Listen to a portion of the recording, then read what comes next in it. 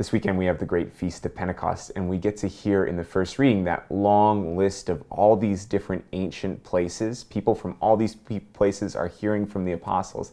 And that's a challenge. It's a challenge when you have to read it, especially for the lectors. You have to pronounce all these strange and obscure foreign ancient nations, and they're all there in Jerusalem hearing the apostles preach. And St. Luke makes a point of listing all of those places. And you might wonder, what's the deal with this? Well, there is an ancient Jewish tradition that on Mount Sinai, when the law was being proclaimed, it was proclaimed in 70 languages, the languages representing all the peoples of the world. And the only people who were there were the Hebrew people, and they were the ones who said, yes, we accept this law. And so they became the chosen people of God. Well, now with the new law, with the proclamation of the church, with the proclamation of the good news of Jesus Christ who has come to save the whole world, again, the gospel is proclaimed in all the languages. And St. Luke lists all those people so that way he can show that the whole world, all the way from Rome to Mesopotamia, the whole world at the time that they knew about, is called in the gospel.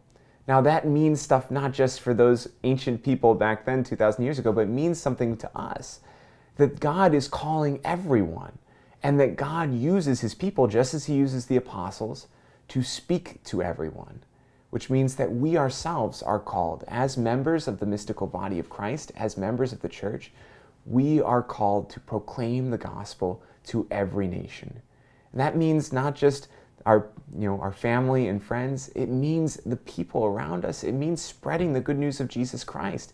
It means telling people in a language they can understand, whether it's learning a particular language or learning how to describe God's love in a way that people can understand. It means telling them about Jesus Christ. And so that's our charge this Pentecost. We, because of our confirmation, our baptism, we are called to be instruments of Jesus Christ, to proclaim the gospel to all the nations. And that's a tough task, but a beautiful one. That's what I'll be talking about this weekend. We'll see you there. God bless you.